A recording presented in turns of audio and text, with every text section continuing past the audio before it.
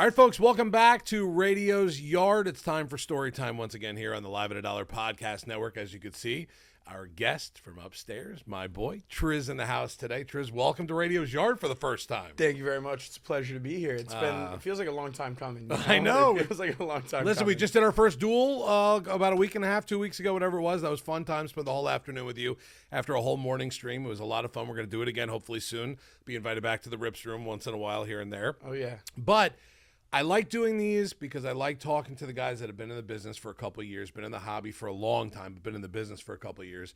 Talk about your big pulls, big moments, stuff like that. So I wanted to ask you a couple of things, but I had to start with this because if you guys are following us on all the social media channels, you saw a couple of weeks back during the NBA Finals, or even before that in the end, right? I don't want to bring it up, but I have to. J-Mo and Trizz went out to, was it Oklahoma City? Is that where you guys went? Oklahoma City. Oklahoma City and Minnesota were obviously battling it out. Oklahoma City took it, but J-Mo and Trizz were out there. What was that experience like? Not just being at the game, because being at one of those games, especially when it's your team, when it's your favorite player, Anthony Edwards, who, by the way, just because I have cheat codes here in South Florida, who is literally down the street practicing at the JCC in Davie, not to tell you anyone that or any secrets out, but he's there right now. When this comes out, it's going to be about a couple days later. I was going to say, I know where I'm going after this podcast. Right. I'm pulling he's up. there. One of my secret sources called me and told me Really? he's in the gym with 5 bodyguards and no one's allowed near him. He is there right now. Anyways. That's right, Kobe. Don't leave. You have to stay here. How was that kind of experience like? You met a bunch of people, including one of my best friends, Udonis Haslam, when you were up there also. Tell me about that day, that night, the flight. The flight home sucked. I'm sure you don't have to go there. But before that, the anticipation, the actual game until it really got out of hand and then you wanted to get the hell out of Oklahoma City. But that experience of being at one of those massive games, not just a regular season game 48, you were at a massive Western Conference final game at that point. Oh, yeah. I mean, I had actually never been to a Western Conference playoff game ever. Oh, okay. Now, looking back and thinking, because obviously any game I've ever been to, Heat lifer right here. Proud Heat lifer. Love it. Yeah, man. I mean, the flight and the anticipation was fun. J-Mo brought his meta glasses, so that was really funny because we were just toying with that the whole time, and I was like putting them on, saying stupid stuff. The first video we got was me in the Uber, and our Uber driver was Spanish, and his English was a little broken, and he said something like, every time I go to the game, the Oklahoma City Thunder lose. And I was like, Alberto, you want my ticket? You can have it. I'll just watch from home. I just need to make sure we secure a W. Right. But no, it was super cool. I mean, big shout out to Joe Ingles. That was my guy. He's the one who, got me down so I could meet Mike Conley and step on the floor. That was super cool. Joe's the man. Nicest guy ever. Yeah, I mean, it was the loudest arena I'd ever been in my life by a mile. Yeah, oh, my God. Their Western Conference Finals, Game 5, up, 3-1, was still louder than Game 6 NBA Finals here in Miami. Right, I believe it. I mean, it was just a great experience. Big shout out to Galaxy Glass, my guy Matt. He's the one who brought out me and J-Mo, put us in the box. I mean, man, the whole experience was just so cool. Being there with J-Mo, too, especially. Yeah, of course. He's the Shea guy, I'm the Ant guy, you know what I mean? Western Conference Finals. It's like a storyline, it felt like so much more. And we've been collecting these guys, honestly, for like 4 years now almost. Right. So to see them both at this level, obviously his guy has a better team around him. You know what I mean? This was the Thunder's year. We knew it was coming. But still to see those guys on that level was so cool, To be able to see Ant in person. I got to meet so many of the players. Right. I took a picture with Finch. Guy kind of looks like my dad. Shout out Finchy. Nikhil Alexander-Walker. Dude, like the whole team, everybody who I got to meet and talk to was just super kind people. Awesome. So that made it a lot better. Only person I didn't get a pic with is that man Anthony Edwards, man. All right, so we have to work on that. We still got to work on it. He rolled out of the hotel. Me and J-Mo were camping in the lobby. He had a whole posse with him, and he was the only one I couldn't get a picture with. Everybody else, I had the chance. And then we met Stephen A. Which was really cool. A little taller in person than I expected. Right, he is. You're right. And I'll tell you what, that man has some aura. There's something about him, bro. I don't know if it's because he's just however many hundreds of millions of dollars worth of just as a TV personality, but. He was a nice guy too, though. He was a nice guy too. His bodyguard was really nice. We got to meet Perk. That guy's just literally a house of a human being, but a great dude, great kid too. He's got a great kid. So yeah, the experience overall was sick. I mean, it felt way more personal than I expected it to, but it was just because we stayed at the same hotel as the team. It's right across from the stadium. I saw that. Right. You walk out of your front door and you're at the stadium. It was sick. That's awesome. You know, and I will admit, I bought a little, refrigerator magnet that is Oklahoma City Thunder just to commemorate, But you have to buy some. I mean, it stinks because obviously your team lost, but you're there. It's a big experience. It's hopefully not a once-in-a-lifetime experience because you want to go back. Hopefully, and Edwards. Hopefully, you get to see him in the NBA Finals at some point. That'd be a nice treat for you. But yeah, you have to get whether it's your team or not, you have to have something to commemorate your travels at that point. And you can't have a signed one-of-one JMO from that. Right, and I'm not going to get a T-shirt and rep it, I'm not going to get a hat. So I just bought a little magnet, goes on the fridge. Right. I remember, that was it. But yeah, man, the experience was super sick. Great question. Yeah, it was awesome. No, I wanted to hear it because listen, I've been in sports radio for 25 years before I came here. I've done World Series, I've done NBA Finals, I've done big boxing matches, UFC, Super Bowls, golf events. I've done everything, but I very rarely go as a fan. Mm-hmm. I'm usually there as a media guy, so there's no clapping. You can't, I was there at in Dallas for the first Big Three finals when they lost. I was in Dallas for games 3, 4, and 5 when they came home and they actually lost to Dallas for the first Big Three. I loved it because I was kind of sitting by myself a little bit so I could root, and I would put my credential under my shirt so I could actually be a fan at that point. But I've never been to a massive event like that as a fan, so it was a really cool experience for me to even see that from you guys, especially knowing SGA and Ant, you guys are the two biggest in this house. Right, we had their cracked ice rookie tickets in the building. So it's like cool. That was a cool experience for me to see also, and I was really happy to see you both there, and you got to meet Udonis, so that's good enough for me at that point. Meeting Udonis was actually probably the highlight of my entire trip, not just because I met him. I've met him a couple of times before. Right. My family was season ticket holders back in the day. Sure. So we went to all the events and everything, but I saw Udonis and we stepped into the elevator, and JMO honestly was the one who immediately was like, yo, this is the biggest Heat fan I know, and points at me. And Udonis is like, oh no, that's super cool, whatever, daps me up. Right. And I was like, yeah, man, it's crazy. I have a picture with you from every era of my life. When I was 3 or 4 years old, I have a picture with you. When I was 7, I have a picture with you. And I'm 9 or 10. And he was like, all right, well, we got to get one now then, right? And I was like, he's good like that. This is why you're the man. Right. You know what I mean? This is why I love you. This is why you're the heart of the Heat franchise. This is why you're a part of it, because you do stuff like that. OG. Right. Yeah, man. He respects the fans. He appreciates every little bit of it. You know what I mean? He sat and talked to me, told me he was going to be on, I believe it's Amazon next year. Yes, he's going to be signed a contract with Wade and all those guys for the big NBA stuff next year for Amazon's coverage, which is great. Udonis has come a long way from when I knew him in college, and he was big Udonis at that point, from where he is now. It's amazing, and he's done so much in the media and done so well in the media too. So it's going to be fun. Plus, hopefully, sooner rather than later, he'll be here sitting in this chair with us here at the podcast, so it'll be fun too. That's coming soon, by the way. That's a little preview, a little tease for everyone out there as well. All right, let's get to this real quick. Talk to me. When I brought JMO in here, when I brought Professor in here for Storytime, and I'm going to be bringing all the guys in here who pulled big cards, been around and everything, what is your number one, your moment? The moment that people are going to know you for, that you recognize yourself for, is the biggest moment so far in your breaking career, or a card you pulled that you jumped up and down because you pulled it. I want to hear it from you, from the horse's mouth himself. What's that one moment? And if there's two, you could say two, because there might be more than one, but I want to hear at least one unbelievable moment. Look, you're already smiling already because you're thinking about it. Because when I asked JMO and I asked Professor, they both knew where I was going. With you, I don't know where I'm going with this answer yet, so I'm excited. This is going to be good for me, too, to hear this. Lay it on me, Trizz. What was the moment or moments? So I would say there were two. Okay. And one of them is kind of like a two-parter. So I'll start with that one. That was the bigger one. So I was in Spain on vacation, my first time over there, when Jordan pulled the LeBron triple logo. Right. And me and him were both in the throes of hunting for it.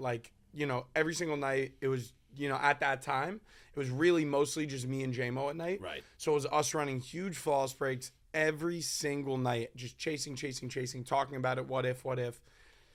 So he hits it while I'm away, of course, which was stressful. You know what I mean? I'm on vacation. I'm having the best time ever. I wake up the second day I'm there to just my phone with 1,000 notifications of, oh my God. I'm like, what the hell happened? Obviously, triple logo, man, right? So, I missed the influx of people and hype that happened surrounding that moment while I was out there.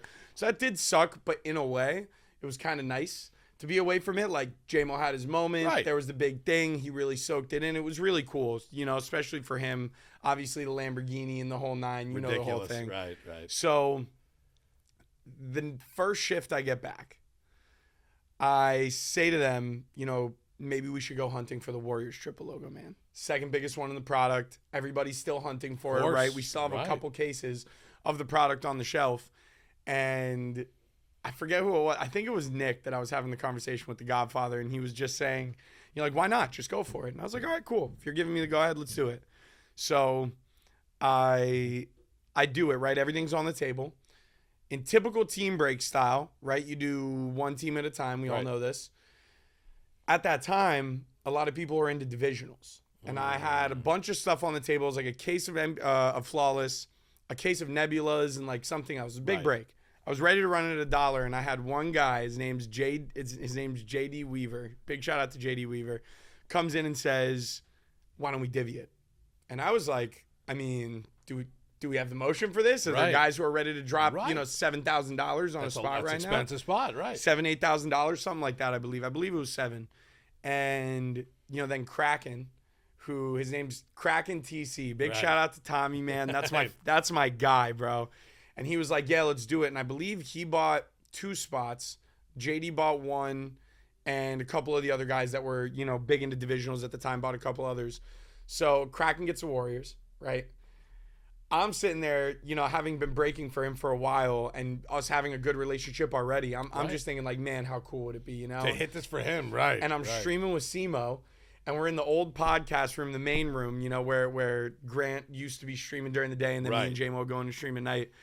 And man, we get to the box. I sweat it a little bit, and I see the foil, and just like goosebumps everywhere. Of course, chat's like exploding. Right. I still like remember some of the comments that people, because I watched the video, and I look over at Simo, and I'm like, dude, I actually think we did it. I couldn't even believe it. Like, what are the odds, you know? And the craziest part is that Flawless case that we got the Warriors one from was in the same shipment as the LeBron one. Oh my God. They had gotten 3 cases from that shipment, and 2 of them were the LeBron and the Warriors. And then the third one, JMO ended up opening a couple of months, or like a month later or something, Zion 3rd year logo man patch auto. Insanity. It's the greatest 3-pack anyone's ever purchased. Yeah. Right. If we'd have just opened the cases, we would have made, you know, a few $1 million. Night, oh my, right. You guys should have domed it yourself, right? That would have been a great dome, right? One of those times. Right. But yeah, man, so this was the fun of it, right? So Kraken flies in, like 2 days later. Flies in to come and pick up the card. We do a little interviews. The nicest guy in the world. Still, like, talk to him to this day. So happy to have pulled a card like that for a guy like that. You know, you love when it's for a good guy. Of course. And he's leaving. He's at his hotel that night.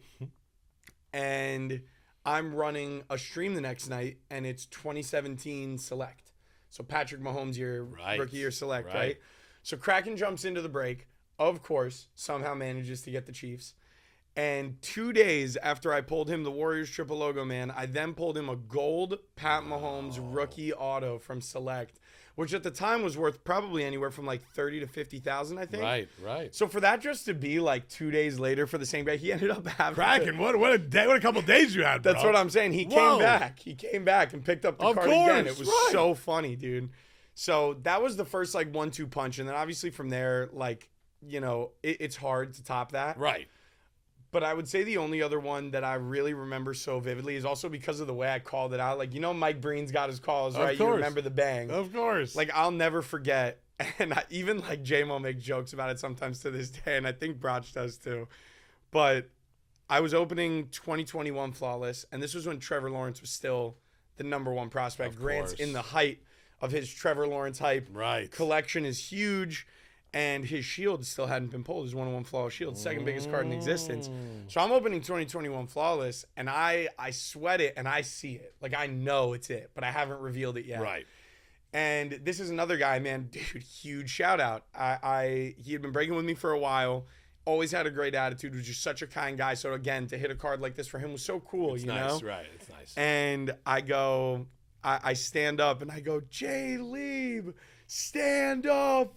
I pull the card, and like the clip is just so funny because I don't know what like made me say that, you know what I mean? But I remember the phrasing every time. Of course. So that was really fun, man. I was jumping up and down for that one and going absolutely nuts. I guess if we're talking about it, and you know, I'm just rambling on here. The third one is the Scotty Barnes logo. Okay. Man. That one was sick. It was with Harrison. The clip is funny because we got the big hats on. Big shout out to Harry. And yeah, man, I hit it for my guy Danny Johnson, and it was just, you know, another one of those super fun hits. Like everyone was chasing it at the time. It was the last major logo man in the product. Right. Like I was due for a big hit by that time. I feel like I'm at that point again now where I'm really due for a big hobby hit. You're itching. Yeah, Right, I'm itching for like a 6-figure card. Yeah. But yeah, those are my stories, man. I mean, the triple logo man for sure, definitely the biggest. I feel like at that point, me and J-Mo, you know, triple logo bros and did the whole branding and all the videos, and you know what I mean. Genius it definitely move, like yeah, like solidified like the fun of me and him and like our dynamic back and forth, having been doing it together for so long and like building up the Rips account. Yeah, man. Those are the ones. Those are awesome. Those are good stories. Listen, that's the kind of stuff. Gotta love the hobby. But that's the kind of stuff I want to hear in story time. It's the background of these big pulls. Plenty of people have seen the pulls, seen the videos, but it's like the before, the after, the during, as you could sweat it, as you saw it, before you showed it off to everybody. When it's for someone, like you said, that was down here picking up a huge card or had been breaking with you for a while and knowing at that point, He's got the Jags. I know what this card is. He's going to hit a massive card. He has the Chiefs. I know this is a big Mahomes card. He has the Warriors. Here comes the triple. Like, those are cool moments, and it's a lot of times in our business here, and I'm new to it, and I'm only a couple months in, 6 months in, whatever it is, but those are the moments that we live for. Those are the moments that because that's the hobby. You know, people are coming and jumping into the hobby because they're the same as you. You're just at work. You're the breaker. They're jumping into it. They want the rip. They want to be in the break. And then all of a sudden, you know, you hit a big card for somebody. And it's like the relief off the top of your head and the relief for them. Whatever money they spent to get in. Could have been $50. It could have been $5,000. Could have been $8,000, whatever it was. But knowing at that point, they hit the card and the smile that comes, even if it's a small, it could be a $500 card you hit for somebody, but it's just the smile you hit. You were talking about massive cards, 6, 5, and 6-figure cards. That's different. But that's what Storytime's all about. I want people to get the background of this stuff. I want them to hear from the horse's mouth, the person that was pulling it that day that knew. I had no idea about the 3 cases that night.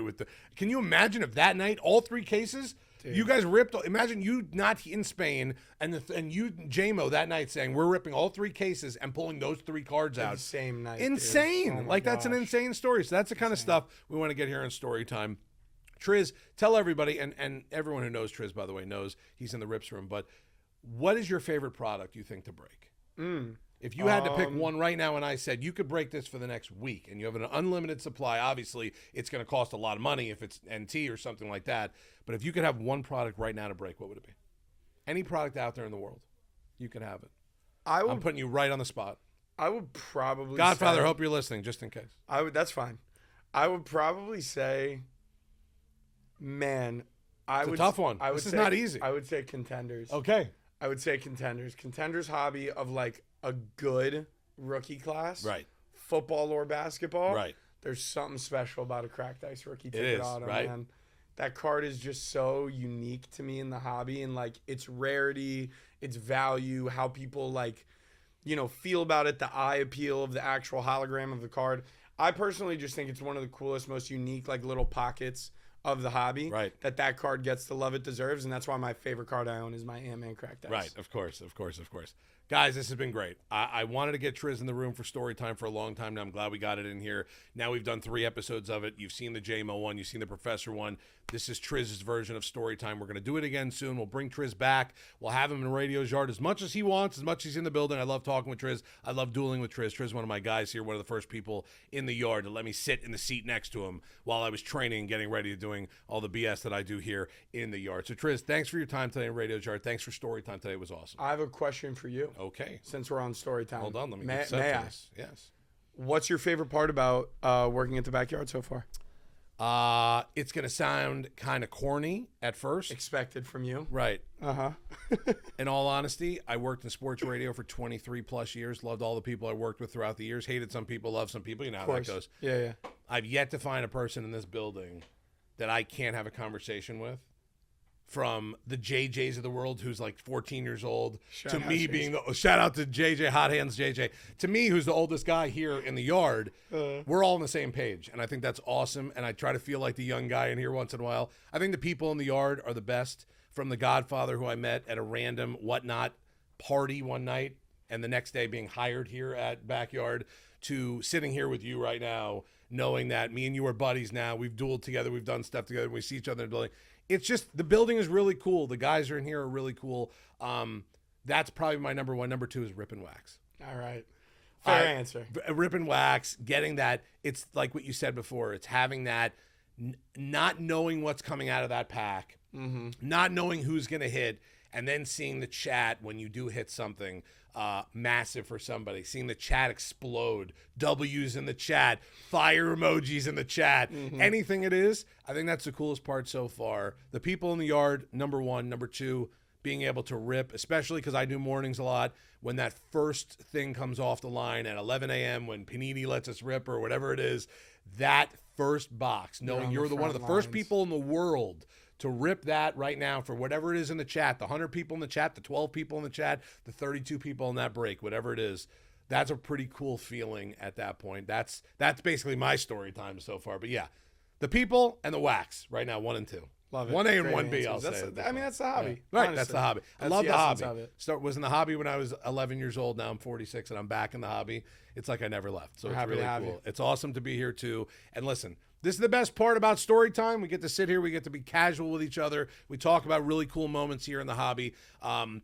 You're going to get a lot more from Radio's Yard when it comes to story time. There's plenty of guys upstairs I want to talk to. Trizz, one of the first people we put on our list to get here in the yard and get here for story time. He's here. We did it. It's awesome. Thank you as always for your time, my boy Trizz. This is Trizz. Catch him in the Rips room. This is Radio's Yard here on a Live at a Dollar podcast network. Positive Palace, baby.